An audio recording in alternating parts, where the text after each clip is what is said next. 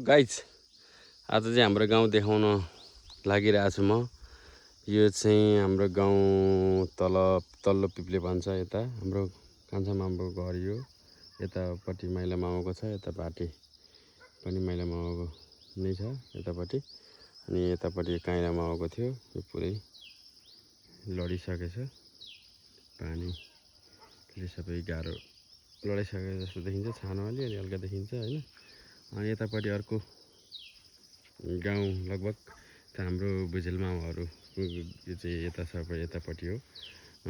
लगभग 4-5 घर हुनुहुन्छ यतापट्टि चाहिँ होइन। यो भनेको तल्लो पिप्ले भन्छ यसलाई।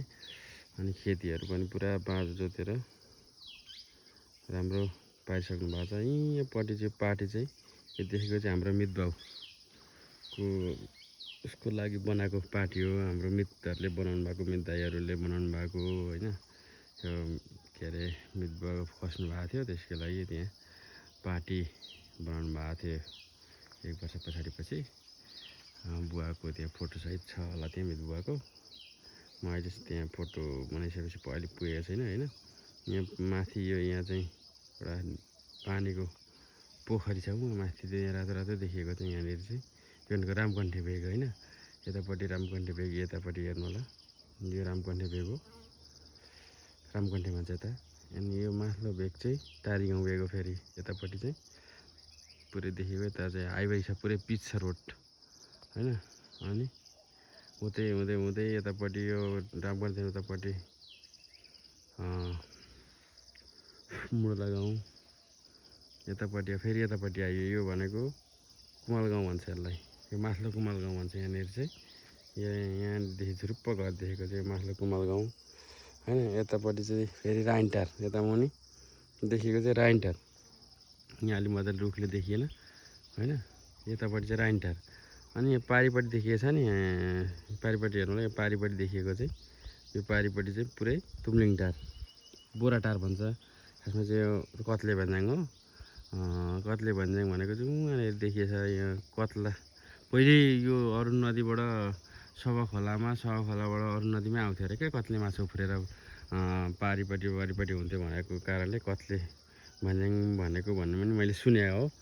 खासमा चाहिँ त्यो कुरो अब उतैकै मान्छेहरूलाई बुझ्नुपर्छ होइन, कि बुढापाकालाई बुझ्नुपर्छ कत्ले भन्ज्याङ के कसरी नाम राखियो भनेर। यतापट्टि चाहिँ तुमटार माथिल्लोपट्टि यतापट्टि एयरपोर्ट छ यता नजिकै होइन।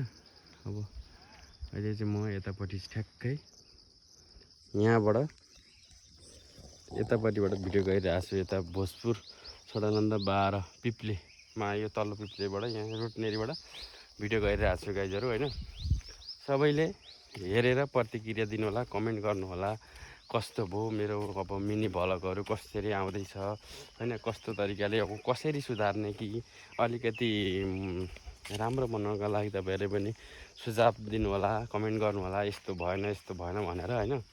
अब मैले त अब हल्का फल्का बनाउन भर्खर सिक्दैछु, त्यति पर्फेक्ट छैन हरेक कुरामा होइन। गाइजहरू यस्तै छ। अब म सर यो तल्लो पिप्ले म मामालाई जाँदैछु। यहाँनिर चाहिँ माइजू तल गाई गोरु चराउँदै हुँदैछु यहाँ आँपको फेदनेरी। म खासमा चाहिँ म मामालाई गएको अहिले 3 बज्यो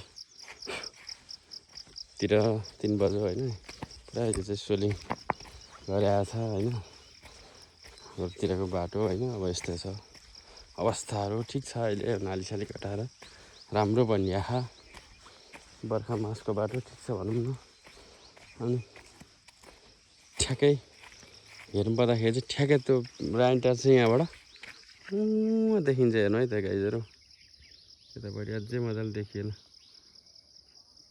सन्तोष थापा दाईको घर चाहिँ यहाँबाट छ्यार्लाङ्ग देखिँदो रहेछ, किनकि नजिक यहाँबाट अलिक क्यामेराले क्याप्चर गरेर त्यहाँनिर चाहिँ सिधा भएको कारणले गर्दाखेरि हाम्रो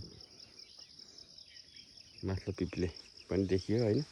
गाइजहरू पुरै हरियाली छ होइन। धानहरू पनि रोपेर अब यता मकै मासतिर होइन। अब यतापट्टि अब मङ्सिरको अब धान उठाउने बाली अब टक्क अहिले रोपेर मङ्सिरमा धान उठाउने हो होइन। अब माधव अब असार साउनमा धमाधम छ अब गाइजहरू यस्तै छ है, गाइजहरू यस्तै छ। अब हेरेर प्रतिक्रिया दिनु होला, कमेन्ट गर्नु होला, मेरो युट्युब च्यानललाई सब्सक्राइब गर्नु होला हैन गाइजहरू।